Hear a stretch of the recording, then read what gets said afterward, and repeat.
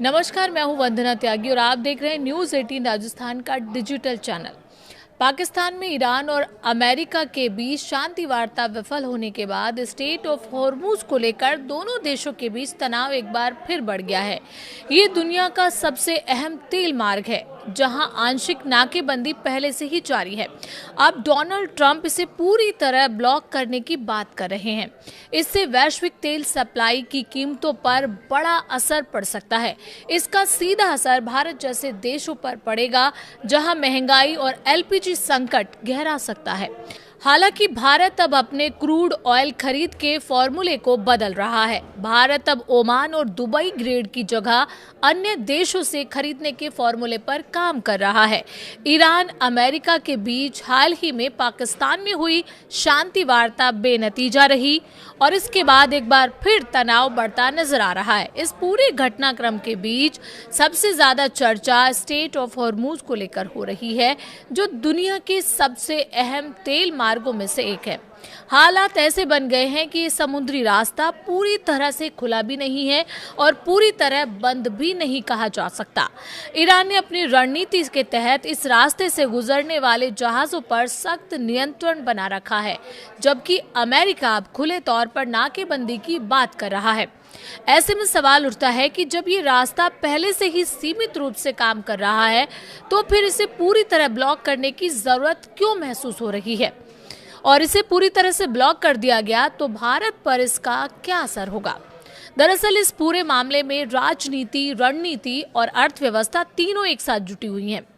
एक तरफ ईरान अपने आर्थिक हितों को बचाने के लिए इस रास्ते का इस्तेमाल कर रहा है, तो दूसरी तरफ अमेरिका उस पर दबाव बनाने के लिए इसी रास्ते को हथियार बनाना चाहता है। ये स्थिति एक तरह से तेल की जंग जैसी होती जा रही है, जहां हर फैसला सीधे दुनिया की अर्थव्यवस्था को प्रभावित कर सकता है।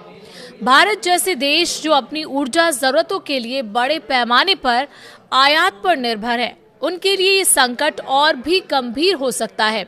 ऐसे में समझना जरूरी है कि आखिर स्टेट ऑफ हॉर्मुज को लेकर ये टकराव क्यों बढ़ रहा है और इसके पीछे की असली रणनीति क्या है। बता दें, भारत के विदेश मंत्री एस जयशंकर ने रविवार को यूएई के राष्ट्रपति शेख नायान के साथ एक अहम मुलाकात की। भारत अब क्रूड ऑयल के मामले में अलग रणनीति अपना रहा है। भारत ने क्रूड ऑयल बास्केट के फॉर्मूले में बदलाव किया है। भारत अब ओमान और दुबई ग्रेड की जगह अन्य देशों से खरीदने के फॉर्मूले को अपनाने वाला है। बहरहाल इसी रणनीतिक टकराव के बीच अमेरिकी राष्ट्रपति डोनाल्ड ट्रंप का बयान हालात को और ज्यादा गंभीर दिखा रहा है।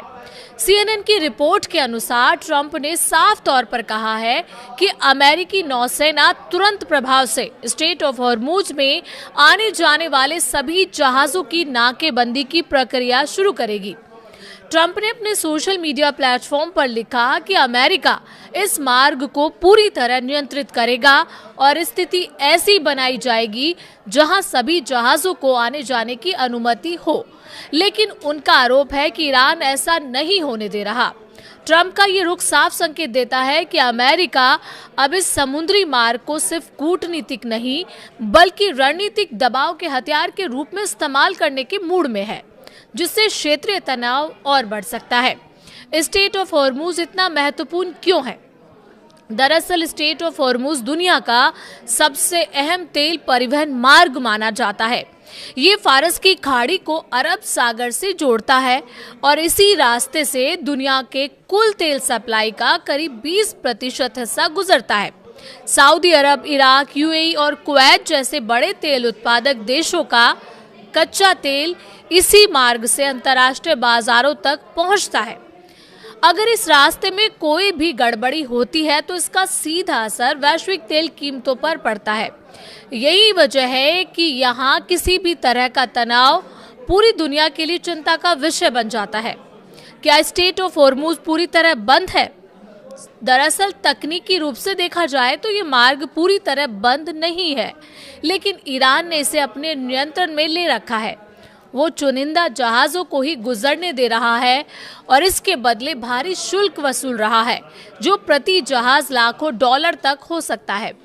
खास बात यह है कि ईरान अपने तेल टैंकरों को इस रास्ते से गुजरने की अनुमति दे रहा है जिससे उसकी अर्थव्यवस्था चलती रहे, यानी एक तरह की आंशिक नाकेबंदी है जिसे नियंत्रण ईरान के हाथ में है। डोनाल्ड ट्रंप नाकेबंदी क्यों कराना चाहते हैं? दरअसल डोनाल्ड ट्रंप की रणनीति का मकसद ईरान की आर्थिक ताकत को कमजोर करना है। अगर अमेरिका इस रास्ते को पूरी तरह ब्लॉक करता है तो ईरान का तेल निर्यात रुक जाएगा, जिससे उसकी आय पर बड़ा असर पड़ेगा। इससे ईरान की सरकार और उसकी सैन्य गतिविधियों को फंडिंग मिलना मुश्किल हो जाएगी। हालांकि ये कदम जोखिम भरा है क्योंकि इससे वैश्विक तेल सप्लाई भी प्रभावित होगी और कीमतें तेजी से बढ़ सकती हैं। अगर नाकेबंदी होती है तो दुनिया पर क्या असर पड़ेगा, ये भी बड़ा सवाल है। दरअसल अगर स्ट्रेट ऑफ हॉर्मुज पूरी तरह बंद हो जाता है तो इसका असर पूरी दुनिया की अर्थव्यवस्था पर पड़ेगा। तेल की कीमतें अचानक बढ़ सकती हैं, इससे पेट्रोल डीजल महंगे हो जाएंगे। इसका असर ट्रांसपोर्ट, मैन्युफैक्चरिंग और रोजमर्रा की चीजों की कीमतों पर भी पड़ेगा। कई देशों में महंगाई बढ़ सकती है और आर्थिक अस्थिरता का खतरा पैदा हो सकता है। भारत पर इसका क्या असर पड़ेगा, ये सबसे बड़ा सवाल है। दरअसल भारत अपनी जरूरत का करीब 80% कच्चा तेल आयात करता है और उसका बड़ा हिस्सा खाड़ी देशों से आता है। अगर होर्मुज मार्ग प्रभावित होगा तो भारत के लिए तेल आयात महंगा हो जाएगा। इससे पेट्रोल डीजल के दाम बढ़ सकते हैं और महंगाई पर दबाव आएगा। साथ ही रुपए पर भी असर पड़ सकता है और व्यापार घाटा बढ़ सकता है, यानी ये संकट सीधे आम आदमी की जेब पर असर डाल सकता है। हालांकि भारत अब कच्चे तेल की खरीद में नई रणनीति अपना रहा है।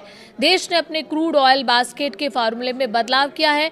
अब ओमान और दुबई ग्रेड पर निर्भर रहने के बजाय भारत अन्य देशों से तेल खरीद के विकल्प को बढ़ाने की तैयारी में है। ईरान इस स्थिति में क्या चाहता है? ईरान चाहता है कि अमेरिका उस पर लगाए गए प्रतिबंधों को हटाए और उसके आर्थिक अधिकारों को मान्यता दे। वो इस मार्ग का इस्तेमाल एक प्रेशर टूल के रूप में कर रहा है ताकि अंतर्राष्ट्रीय समुदाय और खासकर अमेरिका पर दबाव बनाया जा सके। ईरान का मानना है कि अगर उसके हितों को नजरअंदाज किया गया तो इस मार्ग को पूरी तरह बंद किया जा सकता है। क्या युद्ध की संभावना बढ़ रही है? तनाव जिस तरह बढ़ रहा है उससे ये आशंका जरूर है कि हालात और बिगड़ सकते हैं। अगर कूटनीतिक प्रयास विफल होते हैं तो नाकेबंदी जैसी कार्रवाई होती है तो टकराव बढ़ सकता है और फिर से मिडिल ईस्ट में जंग भड़क सकती है।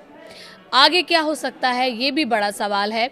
आने वाले दिनों में ये देखना अहम होगा कि क्या अमेरिका और ईरान के बीच कोई समझौता हो पाता है या नहीं। अगर बातचीत का रास्ता निकलता है तो हालात सामान्य हो सकते हैं, लेकिन अगर तनाव बढ़ता है और नाकेबंदी लागू होती है तो इसका असर पूरी दुनिया पर पड़ेगा। फिलहाल स्थिति अनिश्चित बनी हुई है और हर देश इस पर नजर बनाए हुए है।